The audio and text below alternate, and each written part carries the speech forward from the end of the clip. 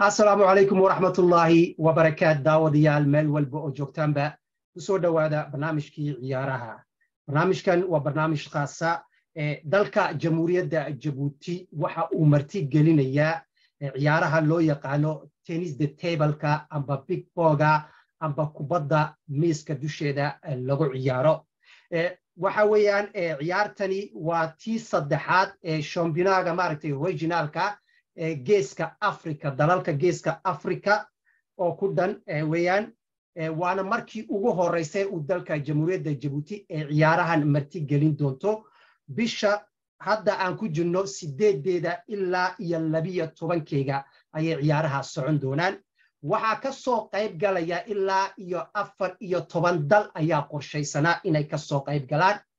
waxa hadda xaqiijiyay oo faylkoogi soo gudbiyay 10 dal ayaa soo gudbiyay oo ka soo ciyaartooy ilaa 100 ciyaartooy in dhaafsan ayaa iyaguna iman doona oo ka soo qayb gali doona maaragtay ciyaarahan dalka jamhuuriyadda Djibouti ay marti gelinayso waxa maalmahan bas socdeebay ahayd shirar isdaba jooga oo wasaaradda ciyaaraha ee dalka jamhuuriyadda Djibouti uu maaragtay madaxa ka yahay wasiirka ciyaaraha Excellence Hassan Mohamed Kamil ay wadeen shirar isdaba jooga kuwaasoo oo kaga hadlayay oo kaga tashanayay qaabkii loo qabanqaabin lahaa maaragtay ciyaarahan nagu soo fooda leh oo ciyaara caalami oo dhowr iyo 10 dal ay isugu imanayaan ilaa 100 in ka badan oo ciyaartooy iyo taageerayaashoodii ay dalka jamhuuriyadda Djibouti marti gelin doonta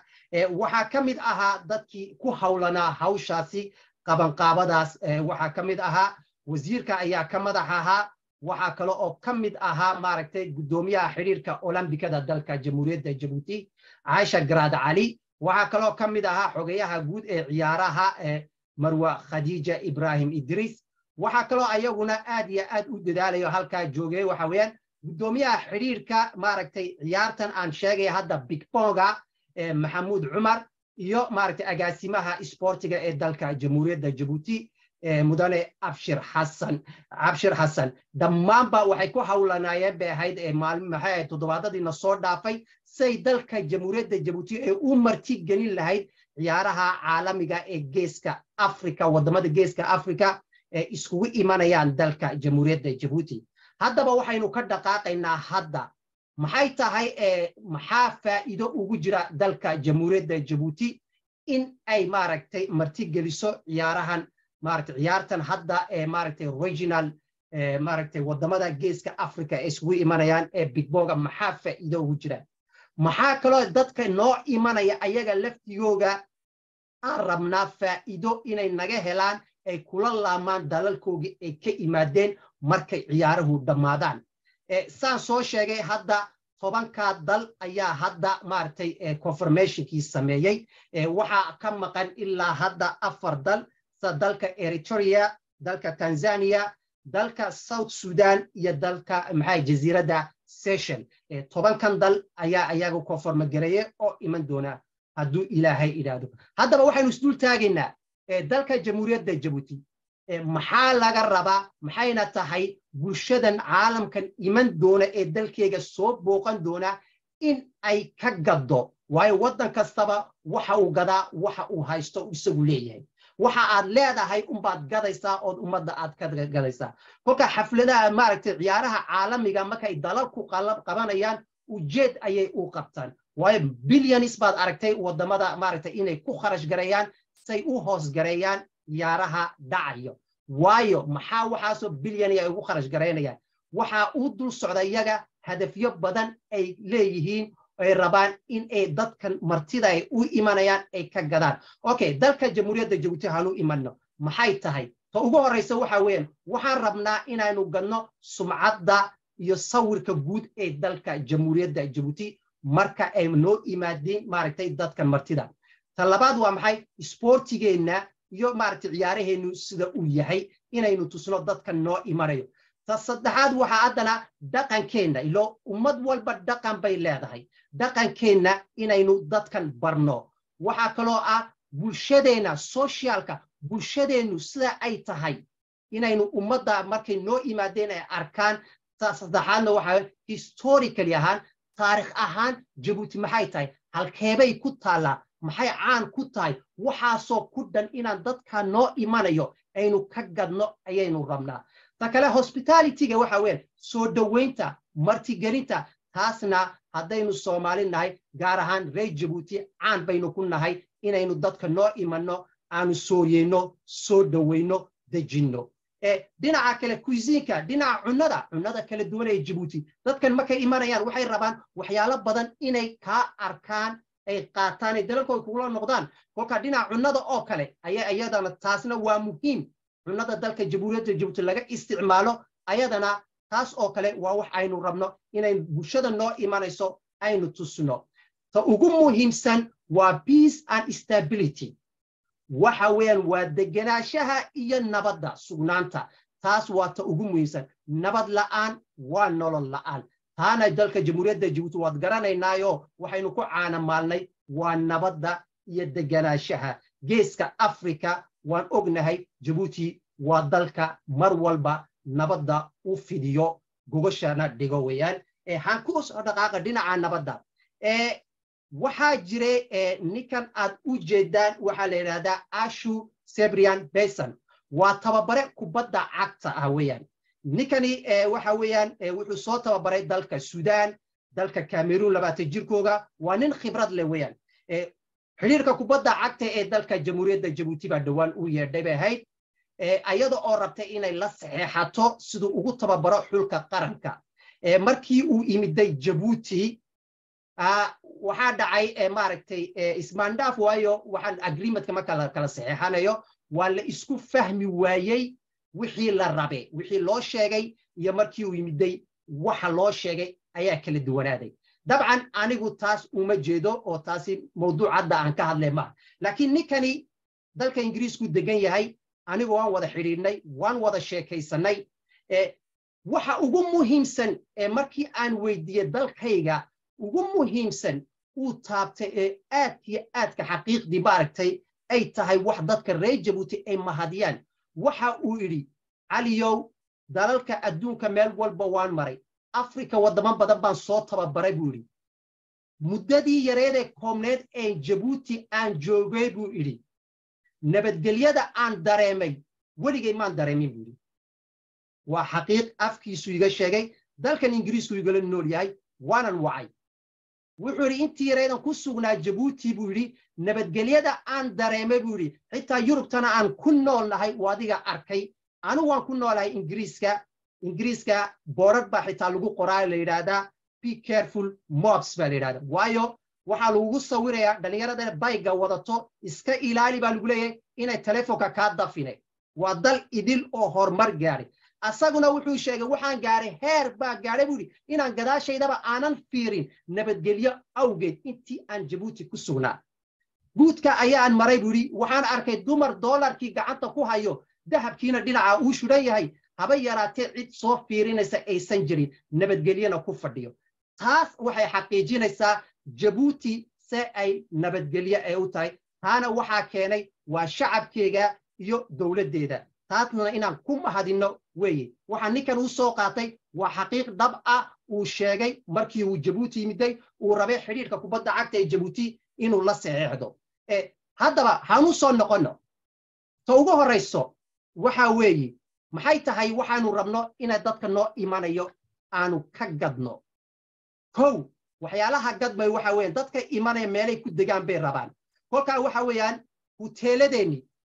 hoteeladaasi waxay helayaan suuq ayay helayaan oo waxay martida imanayso waxay rabaan meelay degaan ku nastaan dabadeedna ee hawlahooga ka fushadaan hoteeladii dakhli baa soo galaya dadkii ka shaqaynaya ayaga laftigooga dakhli bay helayaan suuqii ayaa dhaqaaqaya lacagta ee dadkaasi la socdaana dalka ayuu soo galaya maxay kale bilicda magaaladii ayay daawasho maaragtay marayaan magaaladay soo booqanayaan dhulka maaragtay muhiimka ah ku dhan ayada laftigeegu dhulkaasna waxa weeyaan kharash ayay bixinayaan ta saddexaad ee ugu muhiimsan waxa weeyaan waa dhinaca dalxiisku waa muhiim dadkani markay dalalka booqdaan waxa ugu muhiimsan ee had iyo jeer ay rabaan inay dhulka maaragtay muhiimka taariikhiga inay soo booqdaan si maaragtay dhulkaasi ay maaragtay xasuus ahaan maaragtay dalalkoogii markay ku laamaan ay uga sheekeeyaan jabuutina dalxiiskayga waad garanaysaa badda cas baynu ku naalnaa waa bad degan khayraadka badda ku jiro badaha kale kuma jiro kalluumada waxaa la sheegay badda cas ku nool inaa badaha kale laga helin kalluumo aad u qurux badan colorful ayaa ku nool dhaqankeeni waa idinka arkaya lagcasaal baa ku taala lagcasaal waa meesha labaad ee adduunyada ugu hooseyso dhulka ugu hoosey waxa weeye ta ugu horeysa waa Dead Sea dalka Falastiin iyo Jordani u dhaxaysay ku taalo taasa adduunka meesha ugu hooseeya ta labaadii waa lagcasaal Jabuuti bayna ku taala taa laftigeygu waa taariikh aynu rabno inaynu ka gadno dadka noo imanaya martida say u ogaadaan Jabuuti inay taariikhda leedahay ayna ku taalo geeska Afrika meel muhiima oo Babul Mandab la yiraahdo oo isku xidho biyo mareen aad u muhiima oo ganacsiga ka yimaado Asia iyo Europe ay soo maraan oo isku xidho kolka waxyaalaha la rabo marka ay dadka noo imaadeen inaynu ka gadno waxa weeyaan waxaynu haysano waayo waxaynu haysano un baan gadiganaa waxaynaan lahayn shaqo kuma lihin kolka dalkeena dhinaca xeebaha aad ilmusha iyo bakali iyo waxyaala tajoora iyo hotelka imika tajoora laga furay weydika arkay maalintii dhaweyd hotel caalami oo aad u qurux badan baa la furay kolka inaynu dadkani ayaga laftigooga aynu soo jiidano oo dhulkeena dalxiiska aynu u bandhigno si dhaqaalahaasi uu dalkeena u soo galo uu dalkeena ugu nagaado ummadeenuna ay uga faa'iideystaan waa muhiim waa waxyaalaha muhiimka aynu ka faa'iideysanayno tartankan caalamiga aynu qabanayno ta kale waxa weeye dhinaca cunnada waa ka hadda dhareer baa naga soo daadanay cunnada Jabuuti way idinka arkayo cunno aad u macaan mukhbaazadii baad arkaysaan beerkii baad arkaysaan cambaaburku isagu waa maalmaha ciidihii insha Allah fooda ayay nagu soo hayaan bariiskii hilibkii cunnadeena laftigeega waxa weeyaan maqaayadaha cunnadaas in ayadan maaragtay si wanaagsan loo xayeysiiyo bulshadan la baro la tuso dalkan ay imaadeen waxyaalaha uu dhaqanka u leeyahay uu isticmaalo inta badan kolka waxyaalaha laga faa'iido weeye waa adaa iib geynaya waa marketing waa business waxan dalkaaga ayaad iib geynaysaa oo ka iibinaysaa dadkan ku imiday kolka waxa weeyaan waxyaalaha adduunka lagu hormaray investment marka lagu leeyahay waa maxay investment marka lagu leeyahay dadkan doonay inay maal gashadaan dalka waxa la soo bandhigay dalkaagii baad galaysaa waxaasaan hayaa waxaasaan qabtaa waxaasa loo gadaa kolka waxyaalaha muhiimka ee rabno dadka noo imanayo inaynu ka gadno waxaynu haysano han ka gadno aynu caanka ku nahay hanu imano dhinaca farshaxanka waxaad arkaysaan hooyooyinkaasi gacantooda waa farsamo ay yaqaaniin ay sameeyaan waana sambiiladii bay sameynayaan waxyaalihii maartay boorsooyinkii maaragtay alaabihii diiqada lagu qaaday dhaqanka aynu u lahayn waxaasoo ku dhan ay sameynayaan talabaad waxaan rabaa maxaa hayde dadkan maaragtay qabanqaabinayo ciyaarahan dhacayo waa in maaragtay dad loo diyaariya dadkaas soo dhaweeyo geeyo meelahan aanu tilmaamayno tuso oo maaragtay luqadii xitaa uu turjumo gaar ahaan waxaan jeclaan lahaa abakooteega meelaha ay hooyooyinkani farsamada qaaliga ay ku sameynayaan inaad geysaan si hooyooyinkan wax looga gato waayo waxaan la gadanay xitaa waa wuxuu gaarayaa dalalkaas way la noqonayaan xasuus ahaan dadkoogii bay tusayaan waxay noqonaysaa waxa weeyaan wax soo saarkii Jabuuti ayaan dhoofinaynaa ay dadka naga qaadanayaan kolka waxa muhiim ah fadlan hooyooyinkaasi dadkaas inta la kaxeeyo ha la geeyo ha la tuso si agabkan ay soo bandhigeen looga gato waa muhiim oo ha loo turjumo hooyooyinku waa muhiim waa lafdhabarka nolosha weydika arkay hooyadaasi farsamadeedii bay ku shaqaysanaysaa ma dawarsanayso way dhididaysaa way shaqaysanaysaa kolka annaguna waxaan rabnaa inaynu gadno oo dadkan martiday noo imanayo aynu ka gadno waxa ay hooyooyinkeen soo saareen ee annaga naga turjumayo dhaqankeena iyo waxaynu haysano taasna waa muhiim dhinacan farshaxanku wali waa socda weydika arkayo waa maxay ahayd waxa weeyaan kabihii waxa weeyaan firinkii waxa weeyaan maxay qolxadkii weydika arkayo waxyaalahaasoo ku dhan waa waxyaalaha rarabo ee hidiya dhaqanka aynu u leenahay aynu rabno dunida kale inaynu ka gadno oynu u dhoofino waa muhiim waa waxyaalaha laga faa'iideysto marka aad qabanaysid tartamo caalamiya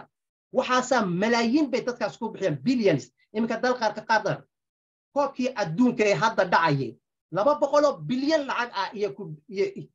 ku imisa dal budgetkeegii ayay halkaa geliyeen maxay waxaasoo ku dhan u samaynayaan waxay rabeen in ay waxay yihiin ay gadaan wayna gadeen oo qadar adduunka ku dhan baa laga yaqaana xitaa dhaqankoogii khamiisyaday gashanay wixii oo ku dhan baa adduunka laga bartay kolka annaguna waxaynu rabnaa dadka noo imanayo inaynu ka gadno waxaynu haysanno say maaragtay berri toole dadkaasi dalkoogii markay ugu noqdaan dalalkoogii ay maxay marka dambe ay ku hamoodaan ay soo laamaan ayagoo jeclaaday inay dalkeena u imaadin dalxiis ayagoo jeclaaday cunnada aynu hayno ayagoo jeclaaday meelihii maaragtay dalxiiska badahaynu quruxda badnaa farsamooyinkii maaragtay farshaxankii hooyooyinka ay samaynayeen waxaasoo ku dhan ayagoo jeclaaday ayaa rabnaa marka dambe inay isku tilmaamaan ay yidhaahdeen Djibouti waa meel dalxiis loo tegi karo waana amni ka ugu muhiimsan waana amni waana garanaya dadka reer Djibouti waa dad ilbaxa waa dad furfuran waa dad jecel dadka u imaaday inay soo dhaweeyaan martida ku wanaagsan Sooriyeynta ku wanaagsan taasi waa waxaynu rabno image-ka dalkeena inaynu gadno nin kasta oo muwaadina waa waajib weeyaan in maaragtay uu sameeyo oo dadka aanu ka faa'iideysano muddada kooban ee nala joogaan ay tartanka ay ku jiraan inaynu ka faa'iideysano oo waxaynu hayno aynu ka gadno dhinaca kale waxaan u soo noqonayaa dhinacii dhaqankii yaynu u soo noqon doonaa hadduu ilaahay yidhaahdo raalli ahaada dhinaca dhaqanka ayaynu u soo noqon doonaa waxyaalaha inta badan la rabo inaynu gadno ayaa ka mid ah dhaqan hidiyo dhaqankeennii inaynu iyadana bulshada u soo bandhigno waayo dhaqankeenna waa idinka garanayo qaabka aynu maaragtay ciyaaraheennii dhaqankeennii waa idinka garanaya raalli ahaada hidiyo dhaqankeenni waa idinka hablaheennaa quruxda badan leh qaabka u labisan yihiin waa idinka arkayo hidaha dhaqankaasi laftigeyga inaynu gadno oon tusno ummad walba dhaqan bay leedahay ay ku faantaa inaynu ku faanno annaguna bulshada waxaan nahay multiculture-ka ah ee maaragtay isdhex degan ee wada nool ee maaragtay dhaqamada kala duwan ayagoo leh haddana wada nool nabadna ku wada nool waxna maaragtay wadaago inaynu nahay inaynu ka gadno taasna waa ta ugu muhiimsan ee la rabo marka la soo dhaweyno waayo haddaba intaas aan soo sheegay oo ku dhan waa imise wasaaradood waxa isku imanaya marka la fiiriyo kow waa wasaaradda ciyaaraha oo ayadu qabaqaabinayso oo ciyaarihii ku shaqale laba waa wasaaradda dhaqanka iyo maaragtay dhalinyarada ay madax u tahay Dr. Hibo Muumin Casowe oo ayadu madax ka ah wasaaraddaasna waa dhinacii dhaqankay ku shaqo leedahay ciyaarihii hidiyo dhaqankii baa la soo bandhigayaa waxyaalihii oo ku dhan waa wasaaradda kale ay soo raacayso waa wasaaradda dalxiiska ayaduna waa wasaaradda afraadna waa wasaaradda amniga waa wasaaradda arrimaha gudaha oo ayadu ku shaqo leh dhammaanba wixii amniya ee dalka dhexdiisa jiro kolka 4 wasaaradood oo muhiima ayaa meesha isugu yimiday oo ciyaarta u dhan oo maaragtay diyaar u ah dadweynaha noo imanayo in ay soo dhaweeyaan si beritoole maaragtay ciyaaraha ka waaweyn dalka jamhuuriyadda Djibouti loogu aamino oo la yiraahdo dalkaasi kaalintii la rabe uu ka soo baxay waana sida aanu rabnay oo maaragtay ciyaaraha waxaan rajaynaynaa ciyaaraha kubadda cagta ee geeska Afrika amba Sekafaad oo kale in iyadana maaragtay nagu soo wareejiyo oonu qabaqaabin karno mustaqbalka hadduu ilaahay yiraahdo markaynu u diyaar garowno laakiin tani waa tii ugu muhiimsaneed ee rabno ina caalamka tusno in aynu marti geli karayno ciyaaraha caalamka waa muhiim haddaba dhalinyarada ciyaaraysa ee ka qayb galayso waa dhalinyarada arkaysaan ayaa ciyaartooyga ah weeyaan maxay tennis the table-ka Jamal Ahmed wuxuu ka mid yahay dhalinyarada ka qayb galayso tartamadan ee u ciyaarayo xulka qaranka ee Djibouti ee tennis the table-ka Burhan Abdurazaq weeyaan isaguna maanta ayuu soo degay Faransiisku ku maqnaa uu ku soo tababaranayay dhalinyaradani way imaadeen dhinaca haweenka way idinka arkayo hablahaasi waxaa ku jirta Raxma oo gabadha ugu waaya aragsan dhinaca tennis the table-ka oo iyaduna diyaar ah oo Faransiiska joogtay oo diyaar oo hadda ooman oo rabta in ay bilad dalkeega dhexdiisa ay ku hoyso iyadoo oo haysato taageerayaashii dalkeega si aad u jeedaanba dhinacani waa haweenkii biladaha arkaysaan waa biladihii ay ku soo guuleysteen markii maaragtay ciyaarihii carabta ay ka qayb galeen biladay already soo hoyeen hablahan aad arkaysaan ma sahlana dhinaca kale dhinaca ragguna waa diyaar ayaguna waa diyaar inay maaragtay dalkooga iyo calankooga ay difaacaan ciyaarahan ka dhacayo dalka Jamhuuriyadda Djibouti bisha aynu ku jirno 8 ilaa iyo 12 ayay soconayaan ciyaarahaasi taasna dalka Jamhuuriyadda Djibouti waxay u tahay sharaf bay u tahay dalka Jamhuuriyadda Djibouti in aynu qabanqaabino ciyaaro caalamiya oo tan lamida waana tii saddexaad ee shambinaha regionalka maaragtay seniorka East Africa waana tii koobaad maaragtay annagu aynu qabanqaabinayno haddaba ummadda reer Djibouti waxaan ka codsanayaa meel walba ay joogaanba in ay taageeraan ay daba joogsadaan maaragtay xulkooga qaranka tennis the table-ka amba big bonga ciyaarayo hadduu Ilaahay yidhaahdo waxaana rajaynaynaa in aynu bilado ka soo hoyno oo biladaha dalka dhexdiisa aynu ku reebno oo inaan ogolaan in nagala tago bilado oo annagoo bilada la aynu meesha joogno waan hubaa inaynu guulaysan doono hadduu Ilaahay yidhaahdo waana ku kalsoonahay dhalinyaradayadan oo xaqiiqdii maaragtay Faransiiska ku tababaranayeen ana maaragtay dhalinyaradii uu madaxweynaha dalka Jamhuuriyadda Djibouti mudane Ismaaciil Cumar Geele uu ka bixiyay maaragtay foundation iyo ojeegi loogu talagalay maaragtay Olympiga isku diyaarinay weeyaan dhalinyaradani oo waxa weeyaan waa niyad bay hayaan waa la maalgeliyay maanta diyaar bay yihiin wayna ooman yihiin haddaba shambinada marka socda regionalka dhacaya shambinaha maxay Afrika Lastiga amba Afrikada bari hadda Djibouti qabanqaabinayso haddii ciyaartooyga Djibouti kaalimaha ugu horeeyay soo taagaan waxay u soo gudbi doonaan maxay ahayd horyaalka qaaradda Afrika ka dhici doono maaragtay dalka Tunis bisha May ayay u soo gudbi kaas hadday isaga laftigiisa soo gudbaana ka adduunka ayay u gudbi doonaan 2024 kaasna waxaa xiga Olympicadii oo 2024 Paris ka dhacayso haddaba daawadayaal meel walba oo joogtaanba waliba gaar ahaan dadka reer Djibouti waxaan rabnaa in la daba joogsado oo la taageero oo maaragtay la garab istaago xulkeena qaraga big bonga amba tennis the table-ka insha Allah hadduu Ilaahay raado ciyaaraha markay bilaabmaan bisha 8 waan ila socodsiin doonaa say wax yihiin daawadayaal barnaamijkii koobnaa kaga hadlayay ciyaarahan maaragtay geeska Afrika ciyaarta big bonga Djibouti marti gelinayso bisha 8 ilaa 12 intaas ayuu ku eegyahay barnaamijku waxa idin daadaheynaya aniga Cali Casoowa intaynu dib u kulmi doono waxaan igaga tagayaa saas iyo nabadgelyo